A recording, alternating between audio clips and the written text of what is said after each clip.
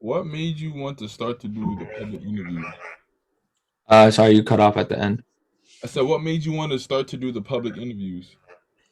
It's the it's the only thing. I'm gonna be completely honest with you. Public interviews are like the easiest way anyone can get started because it's the easiest form of like being consistent. Like imagine you train yourself to be consistent, so you just keep on going out, you keep on exposing yourself to like the thing people don't see behind these interviews are like you're going up to people, you're asking them to interview them, you're getting all this like rejection therapy, right? Like you're getting used to talking to strangers, being on camera in front of people, being heckled by like people that are just douchey. It like it humbles you, it makes you used to like being in that environment, and so that's why I did it. And I mean, I think after you've been in front of the camera with random people and random strangers and you were able to like thrive, that's when you can make your own content and really talk to a camera directly. So that was kind of the vision behind it. Did you really give someone $3,000? I'm gonna pass on that question. Okay, got you, got you. uh Look like you had a question there. I guess not. Oh, So, oh, you answered all these already.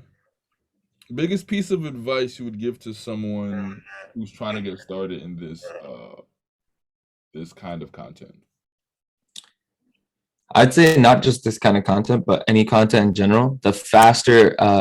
So there's two things, and again, I give different advice every single time because I'll be learning different shit all the time. And so it's like my most recent one. Well, one that always sticks with me is the faster you stop giving a shit about what people think, you will be like you're like unstoppable in the social media like space because Gary Vee. everybody with a random profile picture can be commenting like the dumbest shit and try to get to you, right? And it's like I look at my comments now and I'm just like it almost feels like I'm looking at a third person like page, right? Like I don't pay it much mind. I laugh with it. I'll be like, damn, that was bad. Like so as long as you can like understand that social media is not real life. If you see these people in real life, they will not be saying what they're saying to you, right? Like most of the time, majority of the time, they'll either be like, "Oh my god, bro, I watch your videos" or some shit like that. It's never the same. So that's my one piece of advice. Stop caring about what people think. If you want to get started, you have to do that quickly. And the second thing would be radical acceptance, and that's like a new concept that I'm trying to like implement as well. As like you can't change much. Like this whole world, like it works so quickly. It's like the faster you get used to just being like, okay, I can't change this. This is the way that it is. You just keep on. You'll be able to move forward quicker. And I think those two pieces of advice, if you like implement them, you could probably get started much quicker and do a lot better faster. one thing I noticed, like on TikTok when I watch videos, I always listen for the music and a lot of your videos. It's a lot of Drake. Are you a fan of his? Yeah. Mm.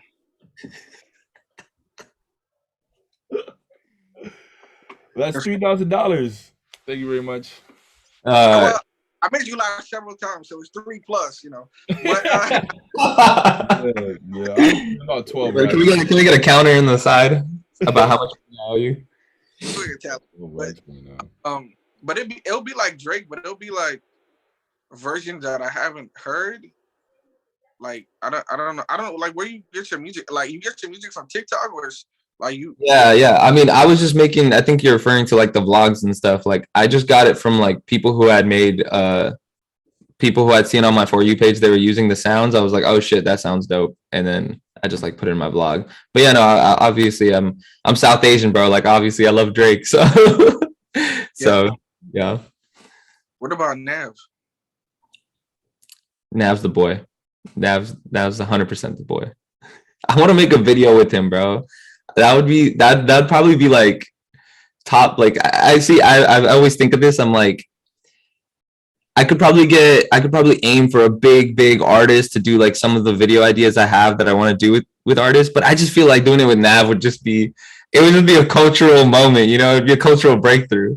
So I gotta definitely do a video with him. No, You I seem like fuck you're a with big Nav. fan of Canadians. What's up? Big fan of Canadians. Big fan of Canadians. Oh, is Nav Canadian? Yeah. Yeah. Oh shit! I guess I don't know everything about him. Wow. Yeah. You gotta edit Yeah. that out. You'll never get Nav now. You didn't even know. Hey, I love you now. Please. I know. I was trying to do fake. Like, so I have a friend that looks exactly like Nav. I was trying to do like a fake celebrity in public type of video of Nav. I think that would do so well. It'd be so funny. I think so. We'll see. Nah, I figured Nav. I don't know, Jay Sean. Is that what his name is? Jay Sean, yeah. Yeah. I don't know why I'm naming nothing but Indian celebrities, but Hey man, there's so few. I feel like maybe I'm not like cultured enough, but I feel like there's not a lot that will openly accept it. Like, you know what I mean? Like that, or like openly put the community on type shit. Like, I know the only person I know that's a celebrity that like consistently puts their community on is Hassan Minaj, right? And like all of his shows are filled with like South Asian people because it's like, oh, that's our like, he made it. You know what I mean? That's our guy type thing. But everybody else is just like, oh yeah, like I'm actually Indian or Pakistani or something after the fact. So what about Shah Rukh Khan? yeah, I mean, he's Bollywood. He didn't see that coming. He's Bollywood. He's Bollywood, not Hollywood. Oh, my fault. Well, Technically both. Aziz Ansari. Aziz Ansari, yeah. And then there's that guy just like got really ripped, but I don't remember his name. He was in the Aliens of something. I don't know.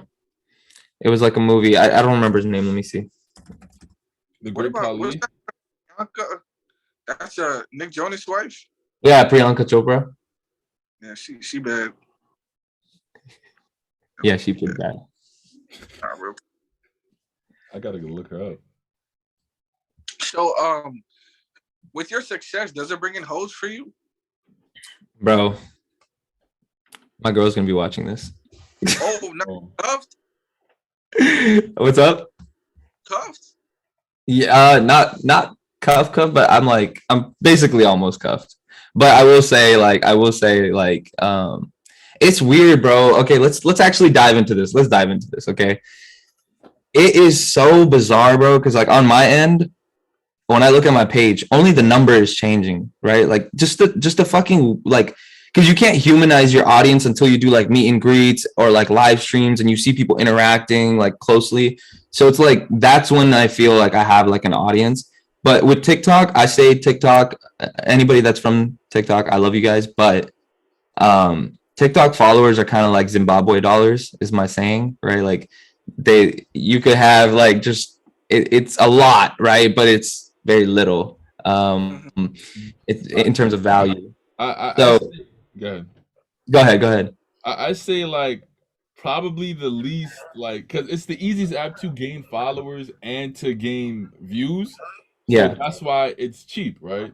Yeah, 100 YouTube views is worth a lot more than 100 TikTok views. There we go. Exactly. And because it's like a YouTube fan, like when you think of it, the way in which you watch a YouTube video is way different than TikTok. TikTok is like you scroll, you can follow from the feed and forget about the person for like months, right?